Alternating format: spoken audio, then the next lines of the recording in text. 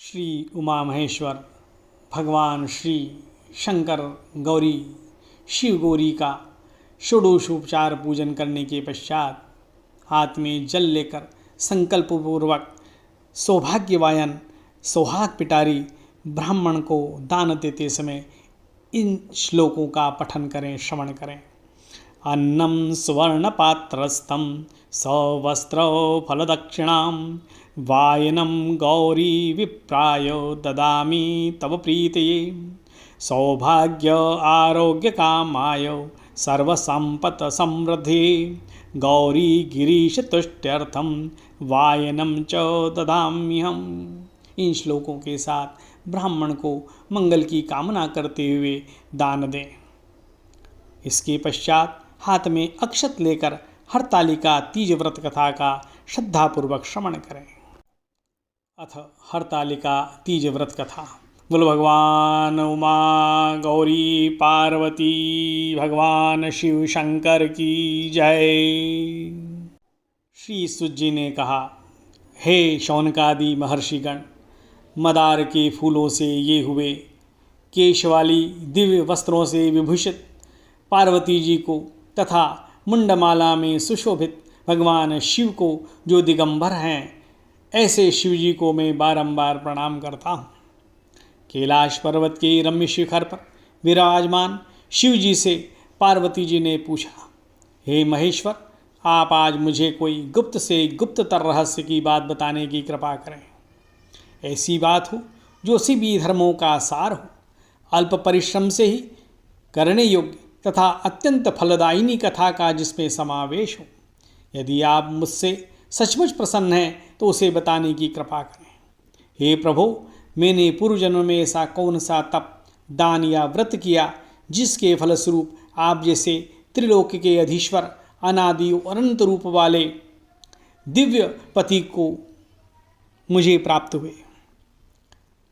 शिव जी ने कहा, हे देवी, अब मैं तुमसे सर्वोत्तम व्रत का कथन करता हूँ, क्योंकि तुम मेरी प्रेयसी हो, मेरी अर्धांगिनी हो, अतः मैं तुमसे इस गुप्त व्रत को बतलाता हूँ। जिस प्रकार ताराओं में चंद्र, ग्रहों में सूर्य, चारों वर्णों में ब्राह्मण, देवों में विष्णु, नदियों में गंगा, पुराणों में महाभारत, वेदों में सामवेद और इंद्रियों में मन श्रेष्ठ है, उसी प्रकार पुराणों वेदों का सर्वस्व सार उसी प्राचीन व्रत का मैं तुमसे कथन करता हूँ। तुम उसे स्थिर चित्त से सुनो। पूर्व काल में जिस व्रत को तुमने किया था, उसी के प्रभाव से तुमने मेरी पत्नी का स्थान प्राप्त किया। भाद्रपद मास के शुक्ल पक्ष हस्त नक्षत्र युक्त तृतीया तिथि के दिन इस व्रत का अनुष्ठान करने से त्रिविध ताप, देहिक, देविक, भौतिक एवं पाप से स्त्रियां मुक्त हो जाती हैं। हे देवी, पूर्व काल में इस महाव्रत को तुमने हिमालय पर्वत पर किया था, उन सभी पूर्व वृत्तांतों का मैं तुमसे वर्णन करता हूँ। पार्वती ने कहा, हे नाथ, मैंने इस उत्तम व्रत को किस प्रकार किया था, उन सभी वृत्तांत को मैं आपके मुख कमल से श्रवण करना चाहती हूँ। तब शिव जी बोले, पर्वतों में श्रेष्ठ हिमालय एक पर्वत है जो अनेक प्रकार की भूमि तथा विविध वृक्षों से परिव्याप्त है। उस पर्वत पर अनेक प्रकार के पक्षी, मृग, देवगण, गंधर्व, सिद्ध, चारण और गुह्यक प्रमुदित मन से विचरण करते हैं एवं गंधर्वगण निरंतर गान किया करते हैं। उस पर्वत की चोटी स्फटिक, स्वर्ण, मणि और मूंगों से सुशोभित है। यह पर्वत आकाश के समान ऊंचा है। उसकी चोटियाँ सदैव बर्फ से ढकी रहती है तथा गंगा का निरंतर निनाद होता रहता है। हे पार्वती, तुमने अपनी बाल्यावस्था में उसी स्थान पर हिमालय पर कठोर तपस्या की थी, मैं उसका वर्णन करता हूँ। हे देवी, तुमने 12 वर्षों तक अधोमुख होकर नीचे की मुख और ऊपर की ओर पैर रखकर धूम्रपान के द्वारा यह व्रत किया था।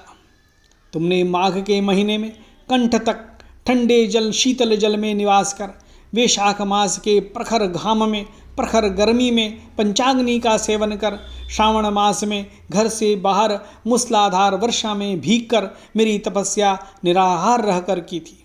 तुम्हारे इस उग्र तप को देखकर तुम्हारे पिता हिमवान बहुत ही दुखित एवं चिंतित हुए। वे तुम्हारे विवाह के विषय में चिंतातीर हो गए कि ऐसी तपस्विनी कन्या के लिए वर कहाँ से उपलब्ध हो सकेगा। ऐसे ही समय में ब्रह्मपुत्र नारद जी आकाश मार्ग से तुम्हारे पिता के पास आए। तुम्हारे पिता ने उन मुनि श्रेष्ठ की अर्घ पाद्य आसन आदि देकर पूजा की। हिमवान ने कहा, हे मुनि प्रवर, आप अपने आने का कारण बतलाइए, क्योंकि परम सौभाग्य से ही आप जैसे महानुभाव का आगमन होता है। उत्तर में श्री नारद जी ने कहा, हे पर्वतराज, आप मेरे आने का कारण जानना चाहते हैं तो सुनिए।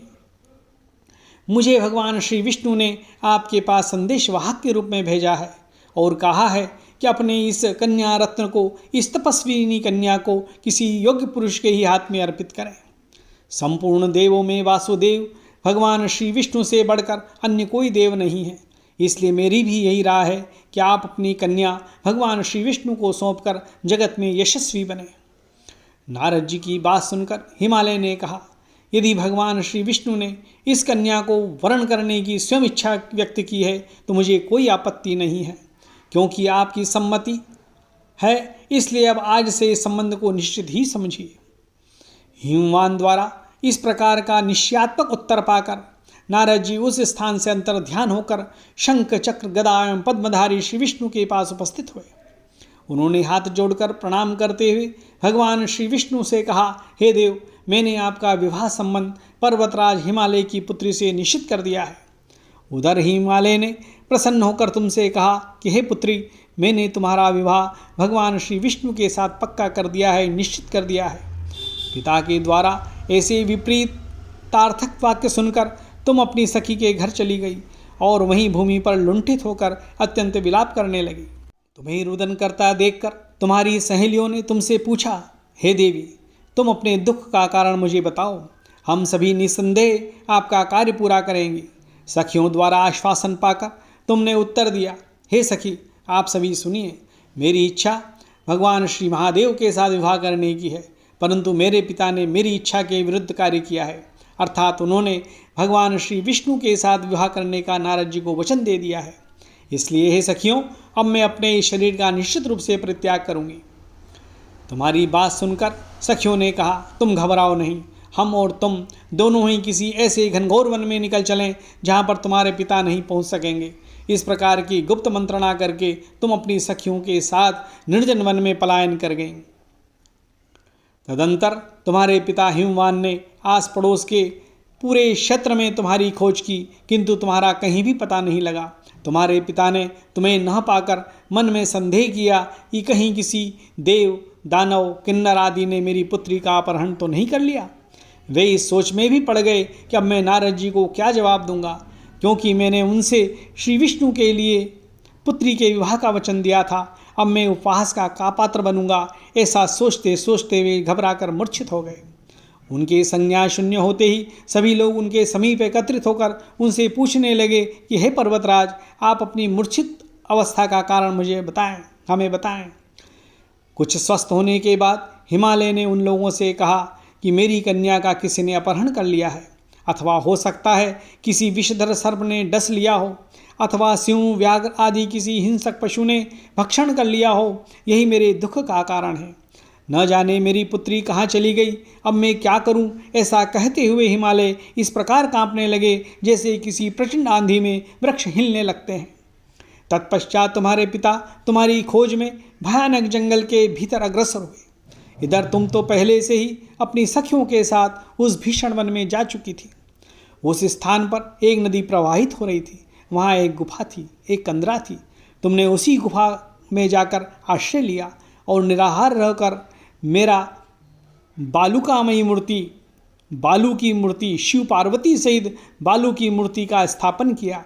जब भाद्रपद मास के शुक्ल पक्ष की तृतीया हस्त नक्षत्र से युक्त आई, तब तुमने उस दिन रात्रि में जागरण कर गीत वाद्यादि के साथ मेरा भक्तिपूर्वक पूजन, अर्चन और कीर्तन किया। हे प्रिय, तुम्हारे द्वारा की गई उस कठिन तपस्या एवं व्रत के प्रभाव से मेरा सिंहासन चलायमान हो गया और जहाँ तुम सखियों के साथ थी, मैं उस स्थान पर जा पहुँचा। मैंने तुमसे कहा कि हे वरानने, मैं तुमसे अत्यंत प्रसन्न हूँ, तुम मुझसे अपना इच्छित वर प्राप्त कर लो। तब उत्तर में तुमने कहा कि हे देव, यदि आप मुझ पर प्रसन्न हैं तो आप मुझे पति रूप में प्राप्त हों। मैं तथास्तु कहकर पुनः अपने कैलाश पर्वत पर आ गया।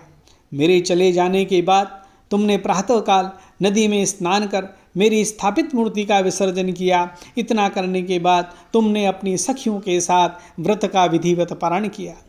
उसी समय तुम्हारे पिता हिमालय भी तुम्हें खोजते हुए उसी जंगल में आ पहुँचे, किंतु वन की गहनता के कारण चारों ओर ढूंढने पर भी तुम्हारा कुछ भी पता नहीं लगा।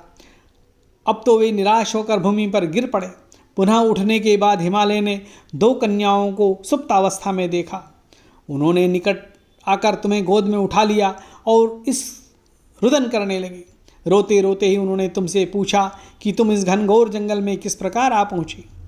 पिता की बात सुनकर तुमने उनसे कहा कि हे तात, हे पिताश्री, मैं अपना विवाह शिव जी के साथ करना चाहती थी, परंतु मेरी इच्छा के विपरीत आपने भगवान श्री विष्णु से मेरा वैवाहिक संबंध स्थापित कर लिया। इसी कारण रुष्ट होकर मैं अपनी सखियों के साथ ग्रह का परित्याग कर इस भीषण वन में चली आई। हे तात, हे पिताश्री, यदि आप मुझे घर ले जाना चाहते हैं तो मुझे महादेव से विवाह करने की आज्ञा दीजिए। मेरा ऐसा ही दृढ़ निश्चय है। तुम्हारे इस दृढ़ संकल्प को जानकर तुम्हारे पिता ने तथास्तु कहा और वे तुम्हें अपने साथ घर ले आए।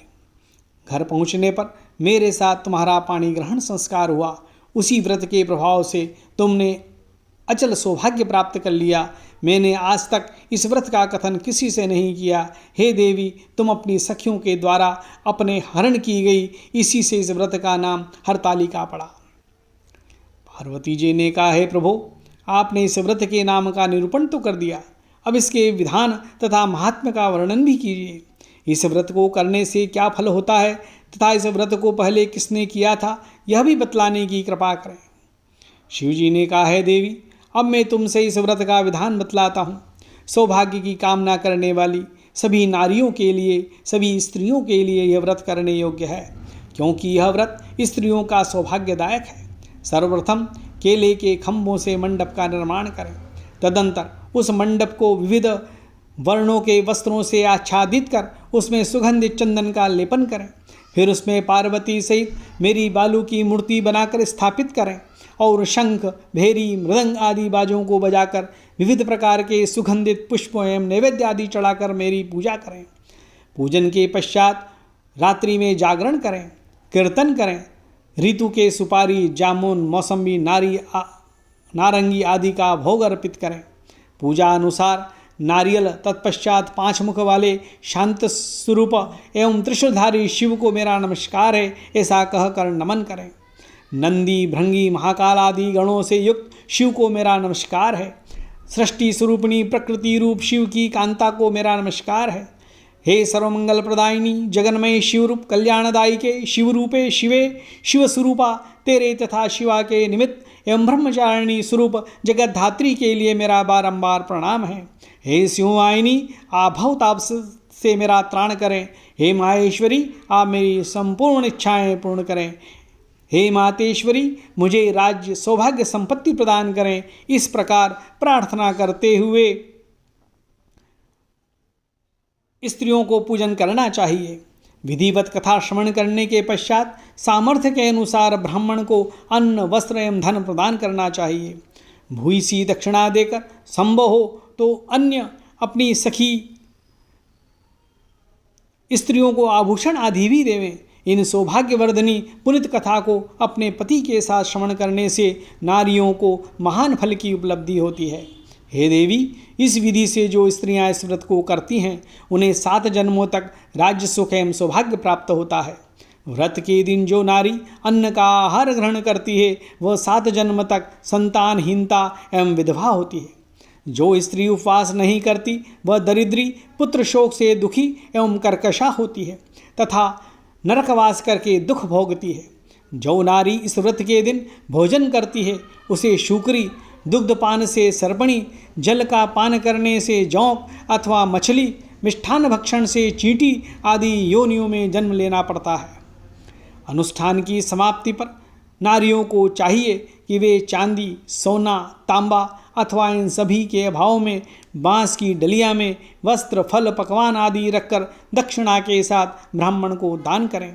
अंत में दूसरे दिन व्रत का विधिवत पारण करें। जो नारियां इस विधि से व्रत का अनुष्ठान करती है वे तुम्हारे समान अनुकूल पति को प्राप्त कर इस लोक में सभी सुखों का उपभोग करती हुई अंत में शिव का सायुज्य प्राप्त करती है। इस कथा के श्रवण कर लेने से ही स्त्रियां हजारों अश्वमेध यज्ञ एवं सैकड़ों वाजपेयी यज्ञ के करने का फल प्राप्त करती है। हे देवी, मैंने तुमसे इस सर्वोत्तम व्रत का कथन किया जिसके करने से करोड़ों यज्ञ का फल सहज ही प्राप्त होता है। अतः इस व्रत के फल का अर्पण सर्वथा अकथनीय है, अतुलनीय है। बोलो श्री उमा महेश्वर भगवान शिव पार्वती की जय।